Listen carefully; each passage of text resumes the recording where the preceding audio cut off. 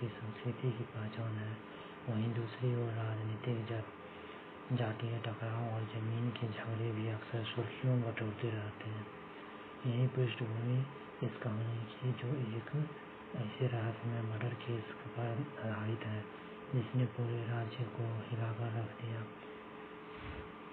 यह कहानी रोहतक जिले में एक गांव भिवानी खेड़ा की, जहां एक प्रतिष्ठित किसान परिवार की अचानक मौत ने सबको हैरान कर दिया। शांत गांव में तूफान। गांव भिवानी खेड़ा की सुबह हमेशा की तरह धूप और खेती की हरियाली से शुरू हुई। लोग हल लेकर खेती की ओर जा रहे थे। बच्चे स्कूल की वर्दी पहनकर निकल रहे थे, लेकिन उस दिन गांव में कुछ अलग था।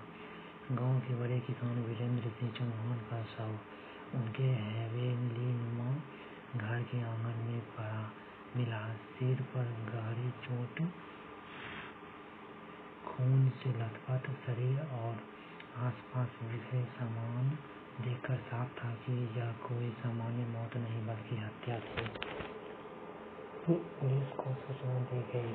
थोड़ी देर में थाना प्रभारी इंस्पेक्टर रणदीप हड्डा अपनी टीम के साथ मौके पर पहुंचे। किसी ने बड़ी बेरहमी से वार किया था। रणदीप ने सब देखते हुए कहा, सर, घर का सामान बिखरा है। क्या यह डकैती का मामला हो सकता है? एक कांस्टेबल बोला। रणदीप ने सिर हिलाया। सब आ गए, लेकिन इतने बड़े किसान को मारने की हिम्मत कौन करेगा? गांव में दहशत फैल गई।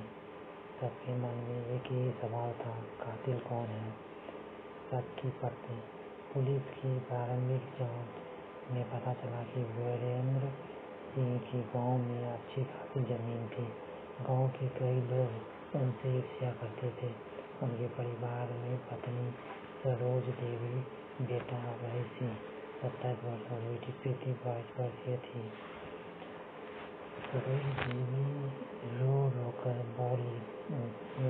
बेहाल थी। उन्होंने पुलिस से कहा कि साहब, मेरे पति का किसी से क्या झगड़ा, बस खेती बाड़ी करते थे। लेकिन पुलिस को जल्दी ही मालूम पड़ा कि वीरेंद्र सिंह का पड़ोसी रतनलाल से जमीन को लेकर विवाद चल रहा था। अदालत में केस भी चल रहा था।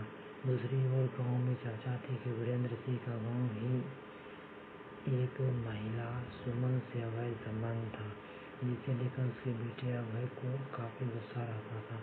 रणदीप हड्डा को अब शक की दो बड़ी दिशाएं मिल चुकी थी, जमीनी विवाद और पारिवारिक झगड़ा। सबूत की तलाश। फॉरेंसिक टीम ने घर की तलाशी ली। जमीन पर पड़े खून के धब्बों से पता चला कि हत्या रात 11 बजे से 1 बजे के बीच हुई। एक टूटी हुई शराब की बोतल, एक खून से सना लोहे का रॉड और वीरेंद्र सिंह का मोबाइल बरामद हुआ। मोबाइल की कॉल डिटेल्स निकाली गई। उसमें आखिरी कॉल सुमन के नाम से थी। रणदीप ने सुमन को थाने बुलाया। सुमन बोली, हाँ वीरेंद्र जी अक्सर मुझे कॉल करते थे, पर उस रात मैं अपने मायके में थी। रणदीप को उसके जवाब पर शक हुआ, लेकिन ठोस सबूत अभी नहीं था। राजनीतिक की एंट्री। जांच जैसे जैसे आगे बढ़ी, गांव की राजनीति इसमें घुस आई। वीरेंद्र सिंह गांव के सरपंच पद के लिए खड़े होने वाले थे और उसके सामने रतनलाल का भाई कुलदीप चुनाव लड़ रहा था। लोगों का मानना था कि अगर वीरेंद्र जिंदा रहते तो चुनाव जीत जाते। ऐसे में राजनीतिक दुश्मनी का शक और गहरा गया। रणदीप ने कुलदीप को बुलाया। कुलदीप बोला, साहब, हम चुनाव से डरकर किसी की जान थोड़े लेंगे। लेकिन गांव वाले धीरे धीरे पुलिस को फुसफुसाकर बताने लगे कि हत्या की रात कुलदीप की आदमियों को वीरेंद्र के घर के पास देखा गया था। बेटे का राज इधर पुलिस ने वीरेंद्र के बेटे अभय की सख्ती से पूछताछ की। पहले तो अभय टालता रहा, लेकिन आखिरकार सच उगल दिया। हाँ साहब, मैं अपने पिता से नाराज था। वो माँ की इज्जत भूलकर सुमन के साथ रिश्ते रखते थे। कई बार मैंने रोका, लेकिन वे नहीं माने। उस रात मैंने उन्हें खूब खरी खोटी सुनाई थी, मगर मैंने उन्हें मारा नहीं। रणदीप के मन में शक और गहरा गया। क्या बेटे ने ही गुस्से में हत्या कर दी? उलझने और साजिश। इस बीच फोरेंसिक रिपोर्ट आई। रॉड पर मिले फिंगरप्रिंट न तो अभय के थे, न रतनलाल के। फिंगरप्रिंट किसी और के थे, और वो थे सुमन के पति महेश के। यह चौंकाने वाला मोड़ था। रणदीप ने महेश को गिरफ्तार किया। पूछताछ में महेश टूट गया।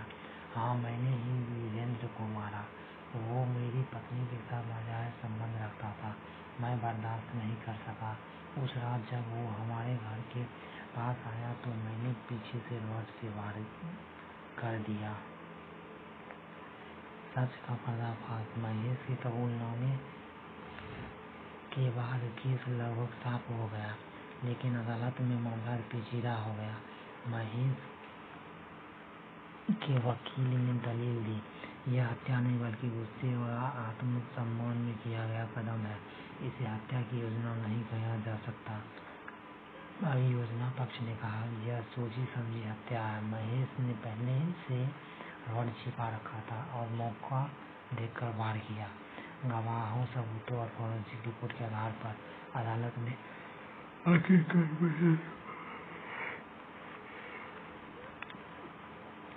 आखिरकार महेश को आजीवन कारावास की सजा सुना दी। गांव की चुप्पी। वीरेंद्र सिंह की मौत ने गांव को तोड़कर रख दिया। उनकी पत्नी सरोज देवी अपने बेटे के साथ अकेली रह गई। गांव के लोग महीनों तक इस हत्या की बातें करते रहे। कभी लोग कहते, अगर वीरेंद्र ने गलत काम न किए होते तो यह न होता। तो कभी महेश को कानून हाथ में नहीं लेना चाहिए था। लेकिन सच यही था कि इस एक मर्डर ने पूरे गांव की तस्वीर बदल दी। निष्कर्ष। हरियाणा जैसे राज्य जहां जमीन, इज्जत और राजनीतिक सब कुछ एक दूसरे से जुड़ा है, वहां अक्सर ऐसे मामले सामने आते रहते हैं। यह कहानी सिर्फ एक हत्या की नहीं, बल्कि समाज की उन कड़वी की हकीकत की है, जहां लालच, अवैध रिश्ते और जातीय राजनीति किसी भी जान ले सकती है।